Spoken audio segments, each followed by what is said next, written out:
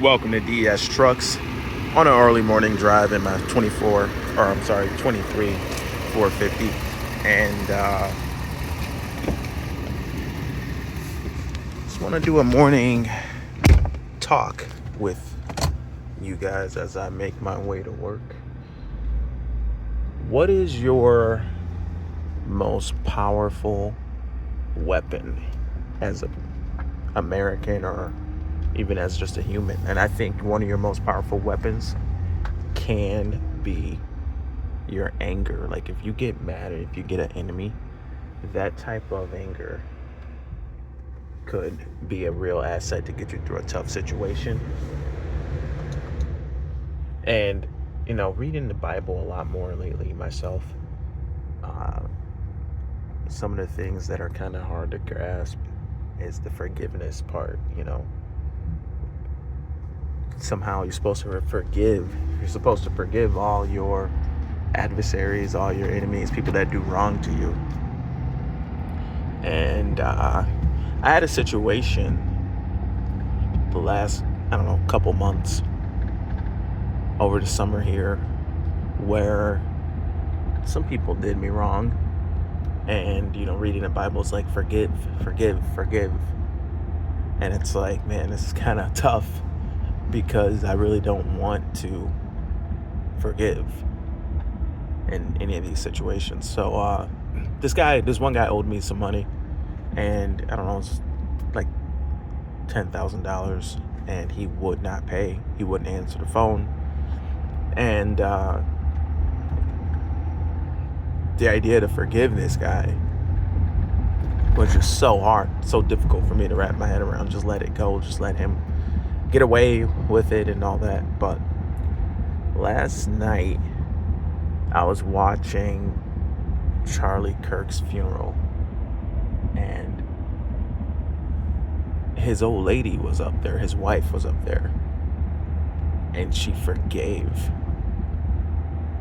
the shooter. And I was just like, dang, that's gotta be, no, it definitely is incredibly difficult. You could see it as she was saying it. She started crying, and it was hard to even say, like, I forgive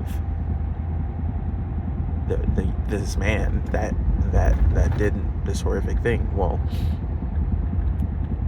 it does kind of start to make sense, because like I say, sometimes your most powerful weapon is your anger.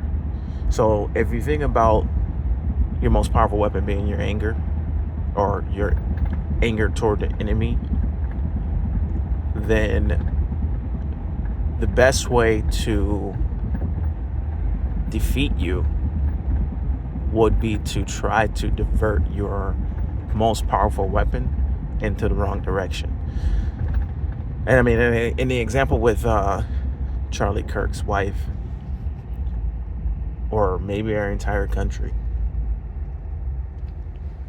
if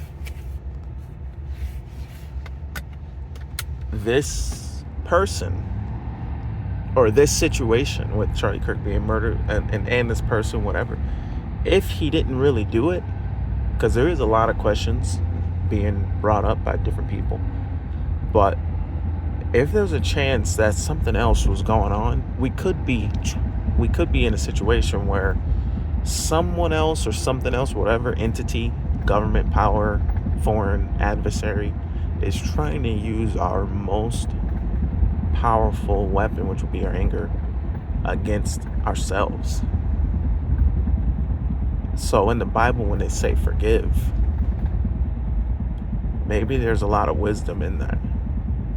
Because if we're just being turned against each other, what better way would there exist to beat this country? If it's the most powerful country, the military is the most powerful. If we're united, we're undefeatable. But if they turn us against each other, then we'll defeat ourselves. It's a very interesting concept. It's starting a little bit more, it's starting to make a little bit more sense. And I don't know. Comment below and let me know what you think. But it's very interesting. It's very interesting that these things have been said for thousands of years and they still apply today. So, forgive your enemies, but leave room for God's wrath.